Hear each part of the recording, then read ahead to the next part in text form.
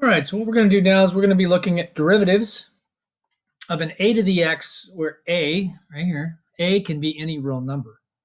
This is kind of well, it's brand new for you if you're in my class. So let's establish a rule for it. We have the derivative in terms of x of a to the x. Well, it's going to equal a to the x times the natural log of a, again, where a is any real number. So let's think about taking it here. Let's take the derivative, and just to remind you, if we're taking the derivative in terms of x of y, we're going to get dy dx, and it's going to equal the rule I just showed you. So let's establish the rule. Let's find out, well, what do we call a? Let's call a 4. And then notice the rule has two things, and well, actually one has a. Let's throw it in there. So the derivative is dy dx equaling 4x to the natural log of 4. And that's really simple. Question is, why does this work? And you may not care why this works, but I'm going to show it to you anyway.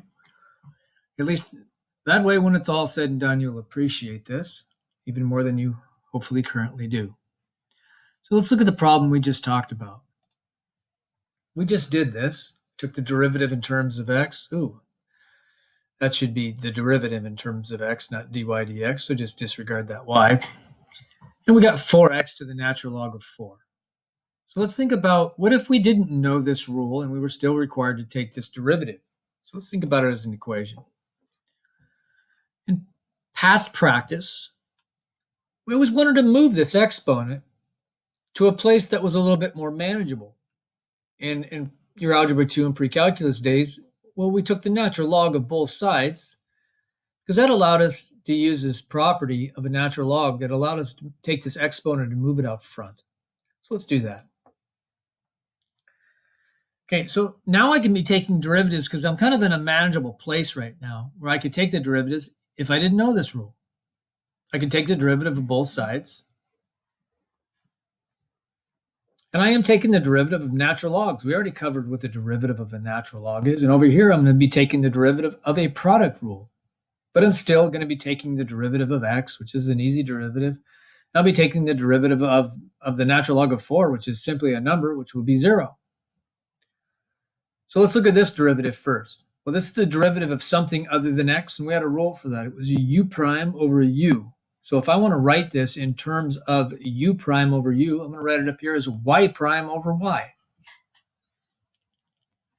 And then this would follow the product rule.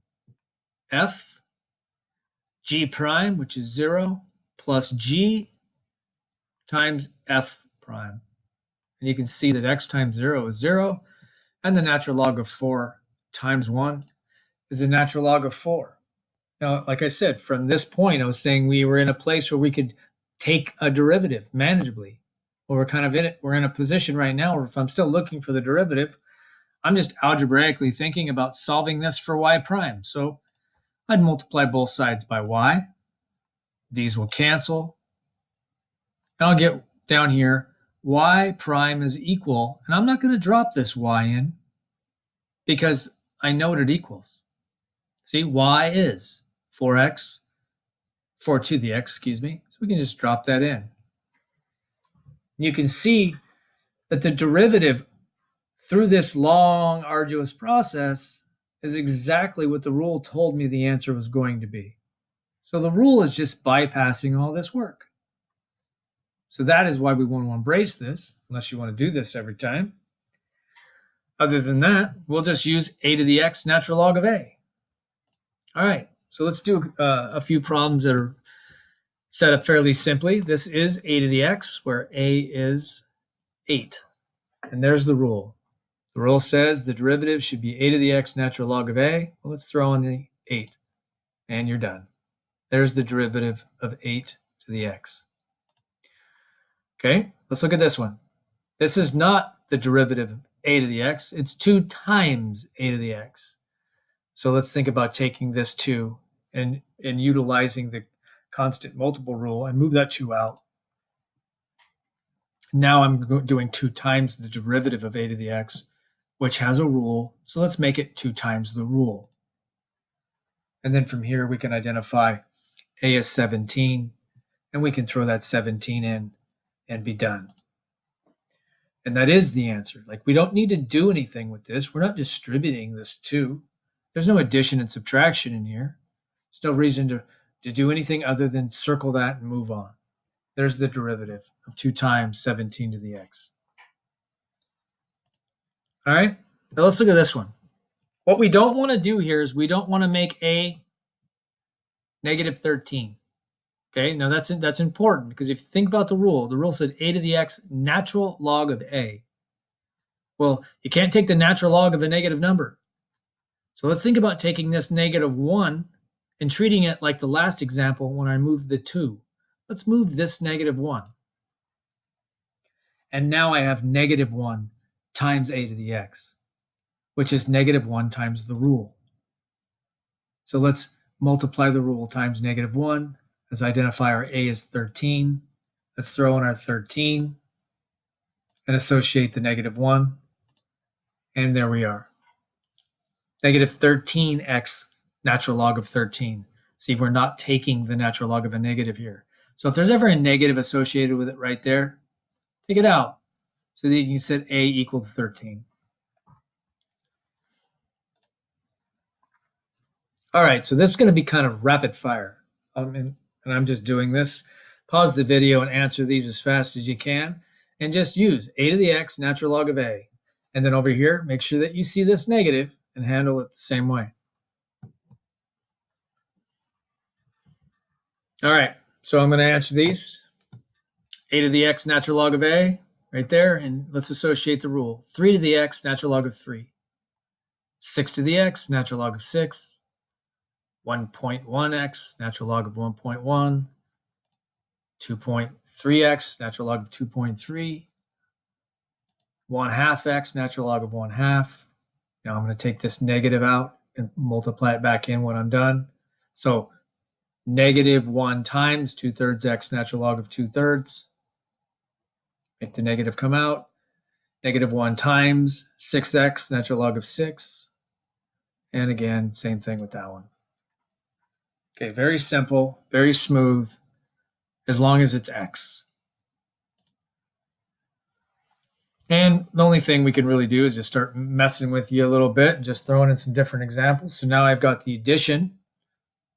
And in this particular instance, remember that we had that sum rule that says if you got addition, you could separate these individually and take their individual derivatives. So I'm going to individually take this derivative and add it individually to this derivative.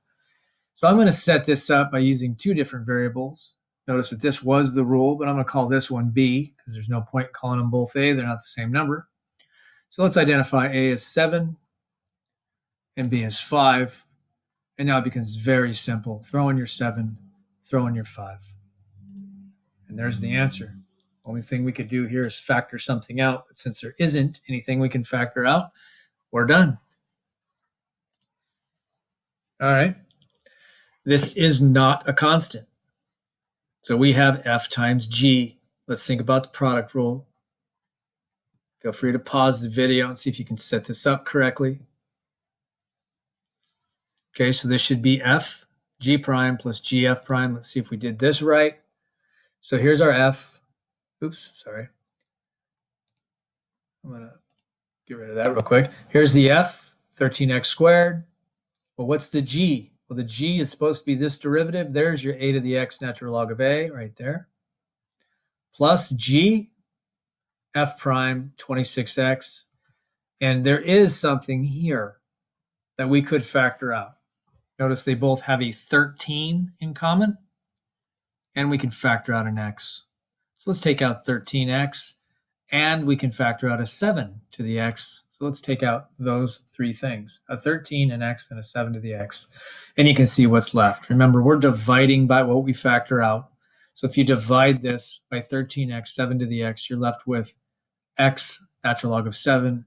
And if you divided that by 13x, 7 to the x, you're going to be left with a 2. And that is an acceptable simplified version of that product rule.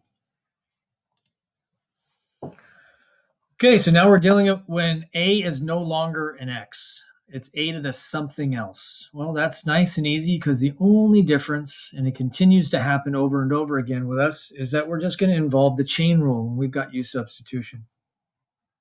Let's look at a few examples. This is not a to the x. This is a to the u. So let's think about that rule. And let's identify the components over here. Let's take our notes. The a is 4. The u is 2x, and that u prime will be its derivative. Now I have 3 pieces of information to throw in. Let's throw in the 4 here and here. Let's throw in the 2x here and our 2 here. And the only thing left to do would really reorganize this, but I'm not even going to do that because it's not that big a deal. Since they're all numbers, commutative property multiplication said you didn't have to reorganize those. Okay, so let's do this. Go ahead and pause the video and see if you can identify your a to the u natural log of a times u prime. Okay, there's the rule. A is 7, u is 3x to the 5th, and we need that derivative, 15x to the 4th.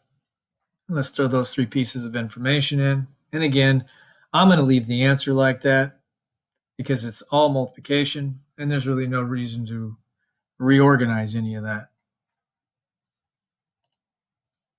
All right, let's complicate the issue a little bit by throwing a radical. Identify the rule. Go ahead and pause the video and see if you can create your notes and set this up. Okay, a is 3. Now again, I'm creating notes here. U was equal to the square root of x, but I am writing it as x to the 1/2 because remember we are taking its derivative and I needed a place to take the derivative from. So there's a lot of notes on my u prime. I'll start right here to remind you that this was multiply the 1/2 down, take 1 away, which gave me x to the negative 1/2. I'm just reminding you here that this could be moved down, which is why I wrote it here. Then we could have put it back in radical form here. You remember from the notes, when I throw things in from my notes, I'm asking myself, what's the most appropriate piece of information to throw in? And I like to throw in these radicals. So I'm going to take the 3 and put it in for a. I'll make that my square root. And I'll throw my radical in here.